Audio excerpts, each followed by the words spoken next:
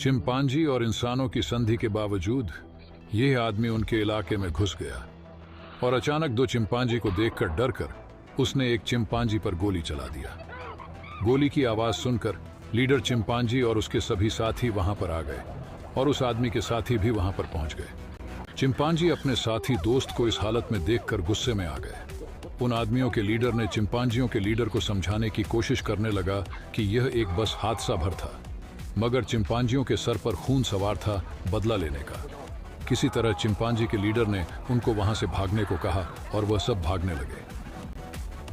उन आदमियों के जाने के बाद लीडर चिंपांजी को एक बैग मिलता है जिसमें कुछ खास तस्वीरें थी। चिंपांजी आपस में सलाह मशवरा करने लगे कि अब आगे क्या होगा। वह उन लोगों को ऐसे नहीं छोड़ सकते थे। लीडर चिंपांजी उन्हें आश्वासन दिलाता है कि वह आखिरी बार उन लोगों को समझाने जाएगा। अगर वह ना समझे तो युद्ध ही आखिरी रास्ता होगा, और वह अपनी पूरी फौज लेकर उन लोगों के अड्डे पर निकल गया। चिंपांजी की फौज को देखकर उन आदमियों की फटकर हाथ पर आ गई।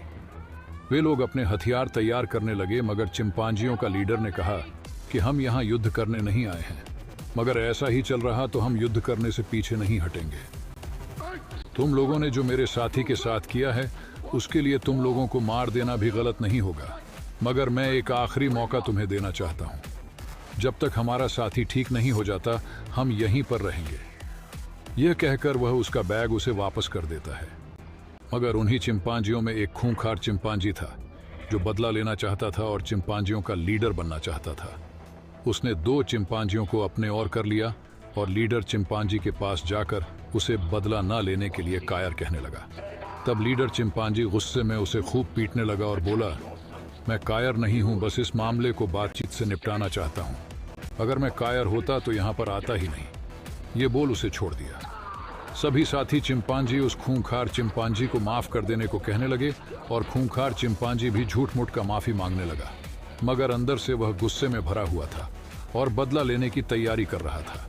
उस खूंखार चिंपांजी ने उन आदमियों के दो साथी के पास गुलाटी मारते हुए जाकर पहले तो उनसे दोस्ती करने का नाटक करने लगा और उनकी शराब की बोतल उन्हीं पर उड़ेल दिया और उनका ही गन लेकर उन दोनों को शूट कर दिया। उन दोनों को शूट करने के बाद वह चिंपांजियों का लीडर को भी शूट कर देता है और सभी चिंपांजियों को झूठ बोल देता है कि उन आदमियों ने उनके लीडर को भी मार दिया और अब मैं ही तुम लोगों का लीडर हूं, और खुद को नया लीडर घोषित कर लेता है और सभी चिंपांजियों को अपने लीडर का और अपने साथी का बदला लेने के लिए तैयार होने को बोलता है। अब जंग के अलावा दूसरा कोई रास्ता नहीं। ये बोल वे सभी इंसानों पर हमला बोल देते हैं। दोनों तरफ से घमासान युद्ध छिड़ जाता है। इंसानों और चिंपांजी आपस में गोलियों की बौछार करने लगते हैं।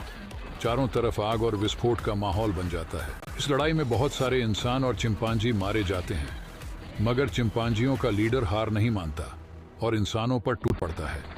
धीरे धीरे चिंपांजी इंसानों पर भारी पड़ने लगते हैं और उनके इलाके को अपने कब्जे में ले लेते हैं। मगर उधर चिंपांजियों का पुराना लीडर मरा नहीं था, वह घायल था। उसे इंसान अपने साथ ले जाते हैं। इधर जो चिंपांजी नए लीडर की बात नहीं मानता उसे वह मौत के घाट उतार देता है। उसकी बात ना मानने पर मौत तय थी, इसीलिए सभी उससे डरते थे। चिंपांजियों को ना चाहते हुए भी उनके नए लीडर की बात माननी पड़ी और आखिरकार वह इंसानों के पूरे इलाके को कब्जा कर लिया। इंसानों को बंदी बनाकर पूरे इलाके को कब्जा कर वह चिंपांजियों का राजा बनना चाहता था। मगर असली लीडर का क्या हुआ, जानने के लिए चैनल को सब्सक्राइब जरूर करें।